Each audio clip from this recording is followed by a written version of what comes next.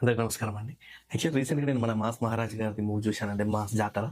Actually ఈ మూవీలో main plus point గురించి మాట్లాడదాం అనుకుంటున్నాను. ఒక స్పెషల్ చెప్పాలంటే 'రవితేజ' గారి యాక్టింగ్, లుక్స్ మామూలుగా లేవండి, సూపర్ ఉన్నాయండి. డాన్స్ పెర్ఫార్మన్స్ ఇంకా రేంజ్‌లో ఉంది. ఆ కామెడీ కూడా బాగా వెళ్ళిందనుకోండి. ఎందుకంటే మనం డాన్స్ సీను, దుబాయ్ సీను ఆ రేంజ్‌లో ఎక్స్‌పెక్ట్ చేయొచ్చు కామెడీ. బట్ మరి అంత కాదు, బట్ ఎక్స్‌పెక్ట్ చేయొచ్చు కొద్ది వరకి. సెకండ్ థింగ్ వచ్చేసి మైనస్ పాయింట్ ఏంటంటే మనకు 'రవితేజ' గారికి తెలంగాణ స్వాగ్ ఇచ్చారు మోడలు. అది కొంచెం సెట్ కాలేదని నా పర్సనల్ ఒపీనియన్ అంతే. రిమైనింగ్ స్టిల్ యాక్టింగ్ వరకు okay. Dance performance okay. Songs even ప్రతి పాట మనం డీజే సాంగ్స్‌లో పెట్టుకొని డాన్స్ చేసుకోవచ్చు. బట్ ఈవెన్ మనము థియేటర్‌లో చూసినా గాని డీజే పాట వచ్చినట్టే అనిపిస్తది. ఓకే. ఫైన్. Okay music. ఆహ్, రిమైనింగ్ వచ్చేసి ఇంటర్వెల్ సీక్వెన్స్ బావుంటుంది. ఇవన్నీ మెయిన్ ప్లస్ పాయింట్స్. మైనస్ పాయింట్‌ల గురించి మాట్లాడుకుంటే సెకండ్ హాఫ్ అండి. యాక్చువల్లీ మన థంబ్‌నెయిల్ చూసే ఉంటారు.